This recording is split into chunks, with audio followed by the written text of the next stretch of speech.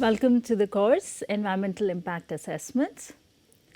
Today we are going to look into methods involved in assessing climate change under the larger ambit of methods in EIA. Assessments for climate change in EIA is not very well established, or it's not very clear in many countries, including ours. We, however, cover many aspects of it under the ambit of air quality evaluation.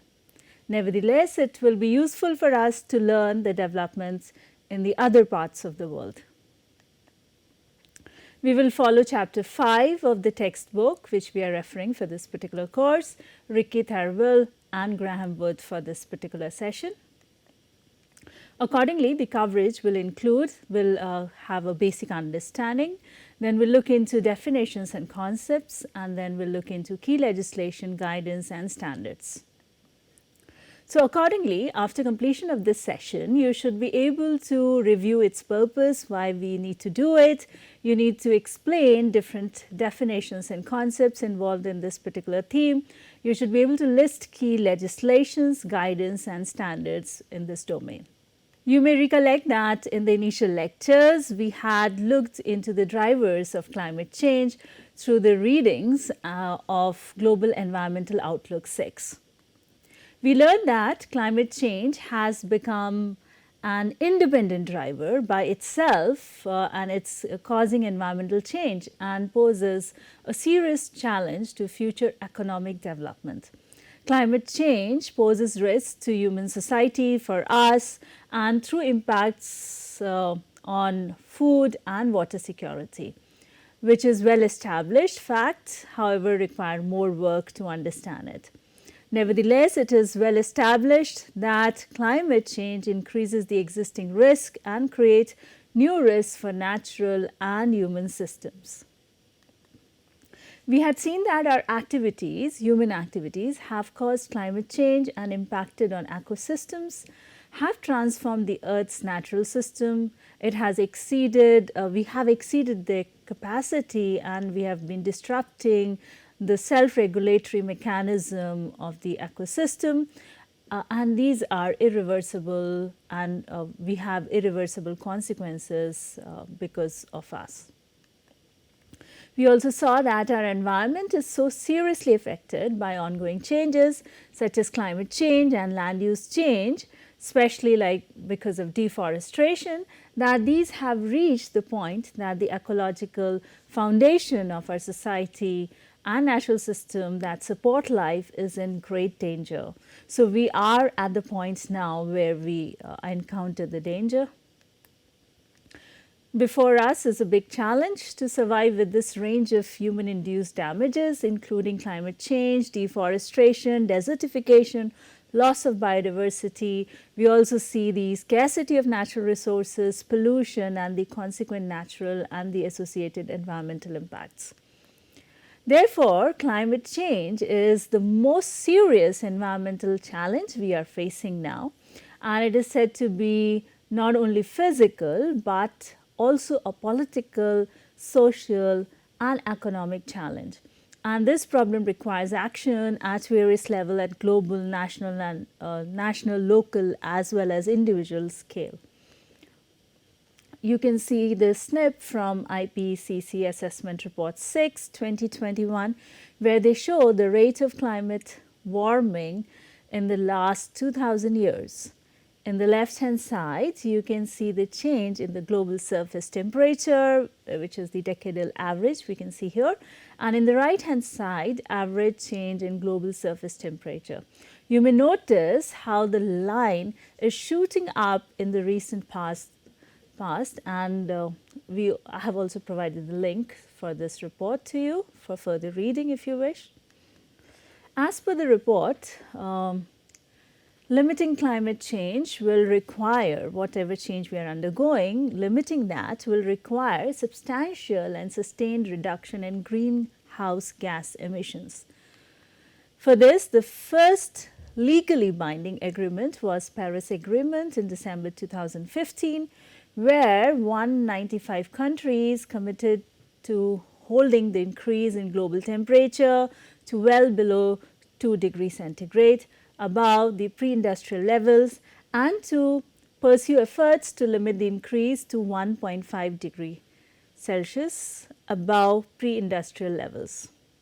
Considering that this would significantly reduce the risk and impacts of the climate change, and we will also allow adaptability, it will allow climate resilience, it will allow us to foster climate resilience and ensure food security for all.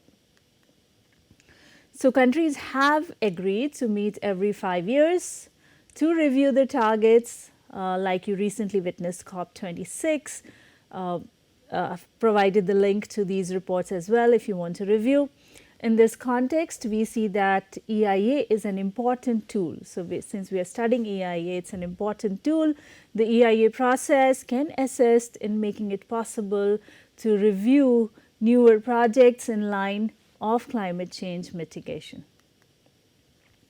We also see that in past decades, numerous regulatory and funding agencies such as the World Bank, the Organization for Economic Cooperation and Development (OECD) and the European Union have issued regulations or guidelines requiring or promoting the consideration of climate change in EIA procedures. So, all of these emphasize on the usage of this. Also, the International Association for Impact Assessment (IAIA) have published best practice principles. So, many of CO2 emissions concerns are addressed through air quality assessment. So, we see that if it is not specifically described, many of the concerns are addressed through air quality assessment. Mostly in EIA assessment, evaluation we see is limited to evaluating emissions, and check is kept at the ambient air quality. So, that is what we have been mostly doing. However, there is still limited initiative to check the effects on the global climate. So, we are not really checking in this process how the impact is on the global climate, or we do not undertake cumulative effects or look at the adaptation to climate change within the EIA framework. So, we are currently only looking at the emissions and not at the cumulative scale or the global scale, and we are not even looking at the adaptation part of it. So, the reason being what has been explained is that it's very complex to establish causal relationship because of multiple factors playing role. So, it's not a very simple thing, but there are multiple factors which play. There's a lot of interaction which takes place. So, it's a complex thing to estimate concerning this. So, that is another reason why it's not being done in many places. We see that as per the climate change policy, the climate change requires to be addressed at 2 stages. So, we see that first we need to address through climate change mitigation. So, another term is climate change mitigation, which conceptually looks into reducing the carbon emission. So, when we talk about climate change mitigation, we are specifically talking about reducing carbon emissions. Second, through climate change adaptation. So, when we talk about adaptation, we conceptually look into resilient developments where we can handle the unavoidable climate change. So, whatever comes, we are able to face that. So, we talk about these 2 things.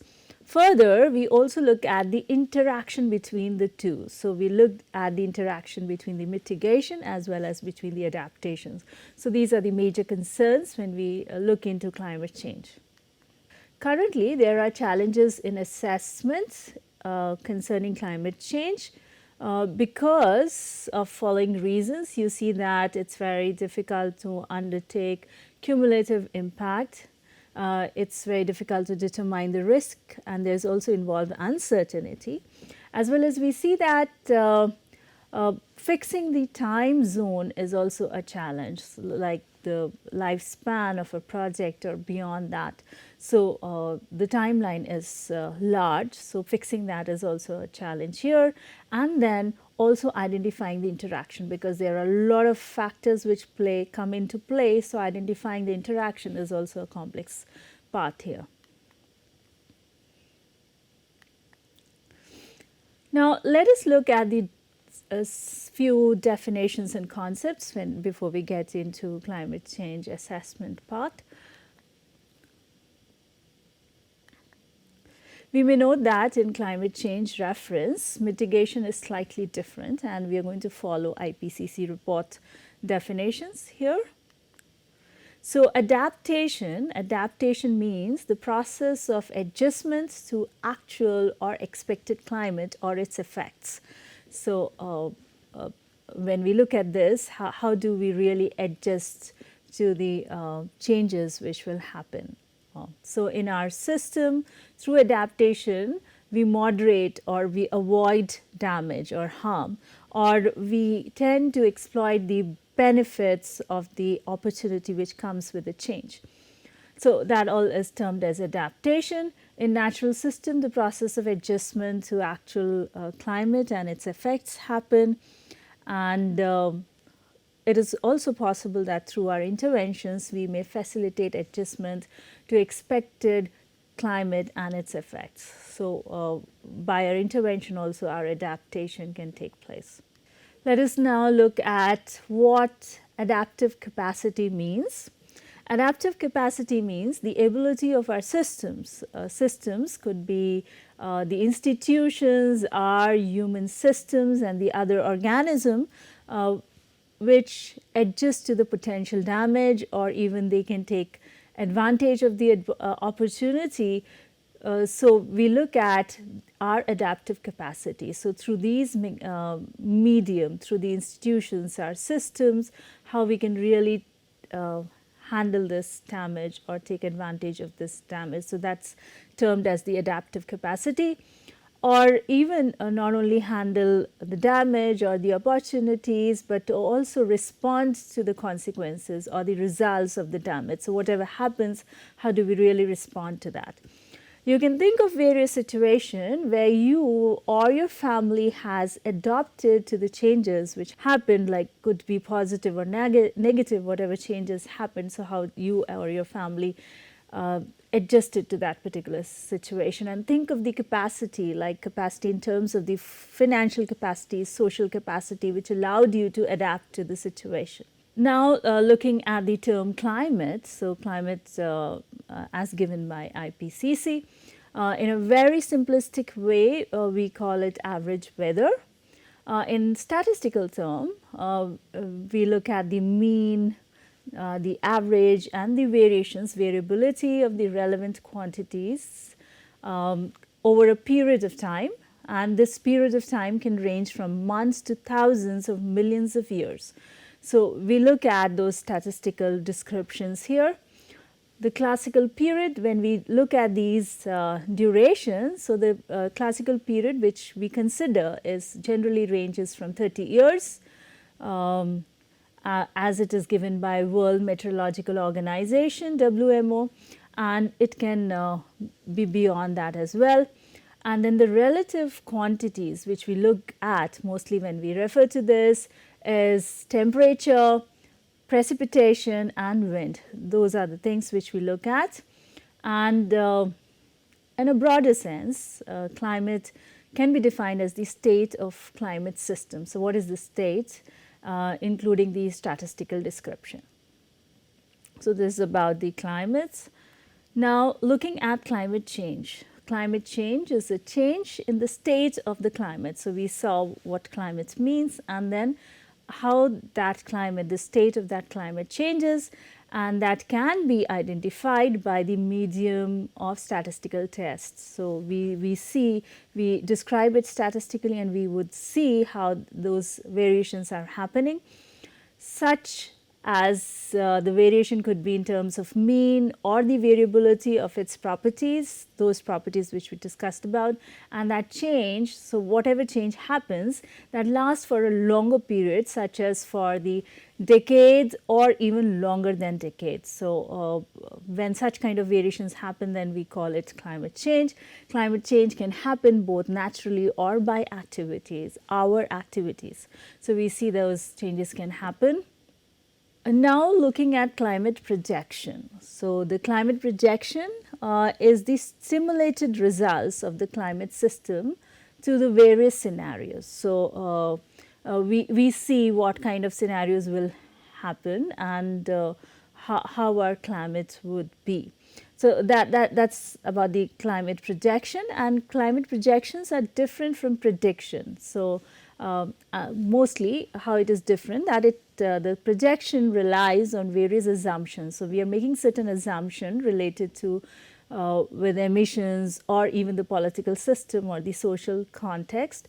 So we make assumptions which we look at various scenario which is created. So that is where we look at climate projection.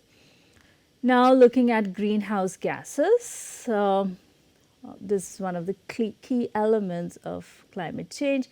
Greenhouse gases are gases constituents of the atmosphere, which are both natural and anthropogenic. Anthropogenic means produced by human activities, our activities, that absorb and emit radiation at specific wavelength within the spectrum of infrared radiation emitted by the Earth's surface, atmosphere, and clouds.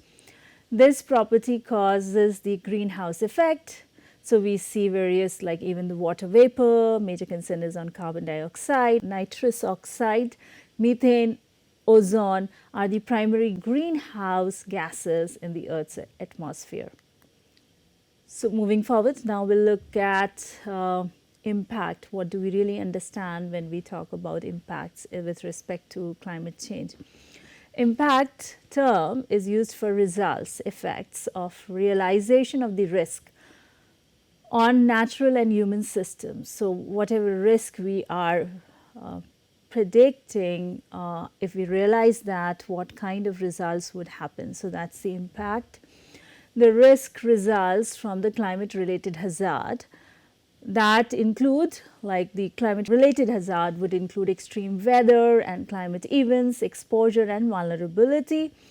Impacts usually refer to effects on lives. So if impact happens, it would be not just the physical impact, but or the casualties, it would be on livelihood, health, well-being, ecosystems, economies, societies, culture, and even it may hamper the ecosystem services and also the infrastructure. So we see what impact could be. So the results of the risk, and risk we have seen is coming from the interaction between hazard, exposure, and vulnerability. Now looking at mitigation in the context of climate change. Mitigation is a human intervention. So how do we reduce it? What we and you can do to reduce the source of problem. So how we can cut it down or enhance the absorption capacity, how we can take away the greenhouse gases from the environment. So that is what is concerned when we talk about mitigation in the context of climate change. So now looking at the term resilience. So resilience, what do we really mean by the term? Resilience is the capacity of social, economic and environmental systems to cope with a hazardous event or trend or disturbances. So how do we really cope with that? And how do we respond or reorganize in ways that maintain the essential functions? So how we are able to get back to our minimum functions. So whatever essential functions are there, we are able to maintain those functions. And then identity and structure, while also maintaining the capacity for adaptation, learning and transformation. So we maintain the minimum qualities which are required in the given situation. So that is what is termed as resilience. So now looking at the term sink. So sink here in this context is carbon sink, and it is referred to the processes or the activities or mechanism that removes greenhouse gases, an aerosol or a precursor of greenhouse gases or aerosol from the atmosphere. So whichever removes the process or the mechanism or whatever activity removes it from the environment, removes the greenhouse gases from the environment, is termed as sink. So now we'll look at another term, vulnerability. So vulnerability is a tendency. It's like individuals or communities' tendency to suffer from a particular condition. So, whatever conditions you are exposed to, how sensitive you would be to that, how much you would suffer from that particular condition. Vulnerability is an umbrella term that holds concepts and elements of sensitivity. So, it takes care of sensitivity. It also takes care of the susceptibility to harm. So, how much susceptible you are, how much sensitive to any particular damage you are.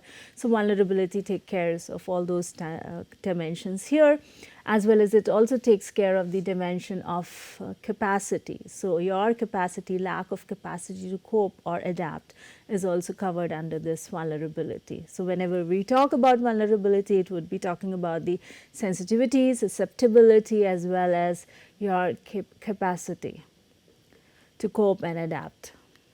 Okay, so that was about concepts and definitions, which we saw. Now, we'll move on to our next segment in this particular session. We'll look at the key legislation, guidance and standards which are in place for to review the climate change. Literature indicates that number of agencies and regulatory authorities have recently set requirements for climate change to be considered in the assessment process, environmental assessment process, and the process understanding is still evolving. So, we do not really have a complete understanding, and it's not really implemented everywhere. As per the book which we are referring, Tharwal and Wood's book, we see that there are only few countries such as Australia, Canada and Netherlands who have implemented such regulations. So, you can see how limited is right now implementation of this. This domain is still evolving. Even we see in USA. In USA, the Council of Environmental Quality have confirmed. So, there is an assertion to that climate change falls within the scope of EIA and it should be addressed. So, according to National Environmental Policy Act, NEPA, so it is acknowledged that. And we see that some of the states such as California and state of Massachusetts have incorporated climate change in their environmental assessment law within the state. In the snip here, you can see that the California Environmental Quality Act and Climate Change Guidelines. So, you can see the guideline here. It provides requirements to quantify existing and projected community-wide greenhouse gas emissions. It provides input on establishing greenhouse gas emissions reduction targets over the life of the plan, so your project plan. So, you need to establish those greenhouse gas emissions, how much you are going to reduce, identify and analyze the greenhouse gas emissions resulting from sources in the community. So, you need to identify from where the greenhouse gases emissions are happening. Further, you also need to identify a set of specific and forcing measurable measures that collectively will achieve the emission targets. So, what are your strategies, what measures you are adopting so that you can attain the target. So, that all needs to be specified in your assessment report. Further, you need to you need to establish mechanism to monitor plans, how you are going to monitor that, and how you would adopt in the public process, how this entire thing will be adopted. So, all these have to be taken care. So, here you can see the snip of the law from the California state. So, countries have started incorporating it. However, how the assessment is undertaken, the quality of assessment are very different across cases. So, within the countries also you will see there is variation, and among countries also you will see variation. So, for example, some assessment reports provide detailed record of greenhouse gases emissions. They give a detailed quantification and sources of emissions. So, there is a detailed inventory which comes in, whereas some of the assessment report provide a cumulative estimate of the total emissions. So, they do not give the detail, but they give you the cumulative estimate, whereas you can see in many of the reports that they do not even provide other details. It might only state that greenhouse gas emissions may occur because of the project and may leave out the other details. So there are variations how these things are handled in practice. Further, we see in Canada, it is seen that the process of assessment requires to consider changes caused by the environment as per the Canadian Environmental Assessment Act, CEAA. This is act which is a legal basis for federal environmental assessment process, and this particular act sets out responsibility and procedure for carrying out the environmental assessment of projects which involve federal government decision making. So we see that the act does not clearly states the climate change, but has it in its process. So it has incorporated, embedded the climate change in its process. A link to the act is provided to you if you are interested in reading it further in more detail. Likewise, you see in Australia, Australian Capital Territory requires that all environmental impact assessment report to consider climate change. It requires the assessment report to consider both mitigation and adaptation part. So we did talk about that more has been done on the mitigation. Adaptation is still very limited, but in Australia we see that they require both the aspect to be covered, mitigation as well as adaptation part. They have also developed a climate change vulnerability assessment framework. So you can also look at the vulnerability assessment framework which supplement the risk management standards for the planning, development, renewal, maintenance and management of public infrastructure. So this has been developed by them. You can see the snip of the report here, and the link to the framework is provided for your further reading. So Western Australia requires risk-based decision making in the coastal zone to include an allowance for sea level rise. So all these details are given. You can see the snip here, and also the link is provided for your further reference. In European Union, in the EIA directives, we find distinct guidelines for integrating climate change. So they have issued guidelines for integrated climate change and biodiversity into EIA, and then the link is provided to you. So you can see here how they have made suggestions for integration in the process. The new directive lays much importance on the climate change, mitigation, adaptation, as well as on resilience. It does it through the process of screening, scoping and assessment aligned with the Paris Agreement. So you see that how stage-wise that particular review process is taken care of. We also see that the International Finance Corporation, IFC, of World Bank also provide guidelines through performance standards on environmental and social sustainability. In its performance standard, you can see it has a sequence of standards. Standard 1, where it provides assessment and management of the environmental and social risk and impacts. It provides guidelines on climate along with the other issues we see here. Likewise, you see the performance standard 3, which covers the topic of resource efficiency and pollution prevention. So that further provides input on greenhouse gases. So how that has to be tackled. Likewise, you see performance standard 4 also covers the concerns in its theme of like through community health, safety and security. So we see that IFC guidelines reinforces that one needs to identify the vulnerable communities and to also look into the interaction of physical and socio-economic impacts. So not only undertaking this process, but you need to be able to identify the vulnerable communities as well as to look at the interaction between all kind of impacts which are happening. Further, we see International Association for Impact Assessment, IAIA, also provides best practices guidelines on handling climate change in impact assessment.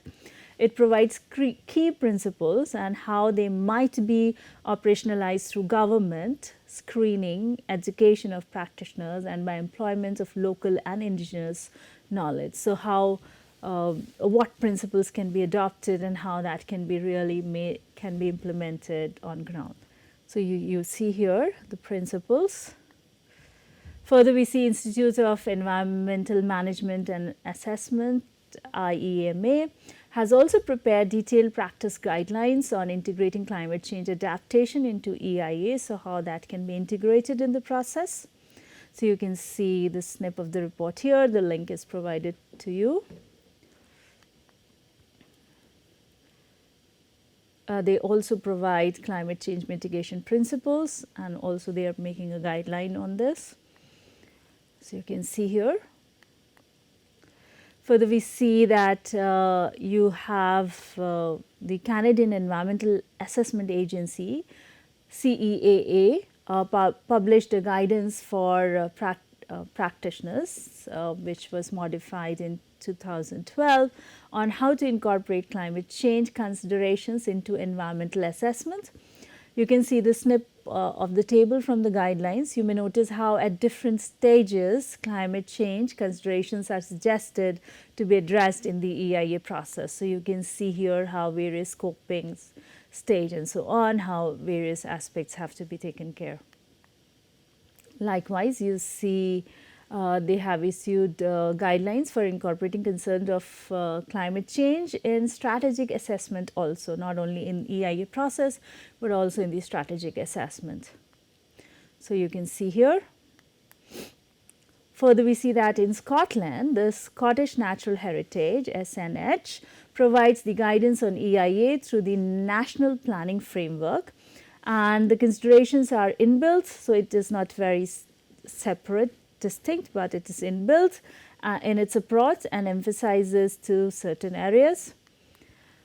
And we see that in they have provided a guidance on EIA, which follows the National Planning Framework. We also find additional guidance for calculating potential carbon saving and losses arising from wind farm developments on peatlands in form of technical notes by Scottish government. So we see that, and this particular calculator is very helpful in establishing the environmental baseline for such projects. It is giving you the carbon calculator tool in form of the Excel spreadsheet. So you can calculate these things. So I've put the technical notes here for your reference. So summarizing today's session, so we'll cover that's all in this particular session. So summarizing, we looked at the purpose and the complexity around the impact assessments related with climate change within the EIA framework. Then we looked at various definitions and concepts, and then we looked at the key legislation, guidance and standards which are available for assessment purpose. So that's all for today. These were the references used. So these are certain suggested watch and read for you to identify more and more of the areas and similar studies here. Please feel free to ask questions. Let us know about any concerns you have. To share your opinions, experiences and suggestions. Looking forward to interacting and co-learning with you while exploring the subject of EIA. So that's all for today. Thank you.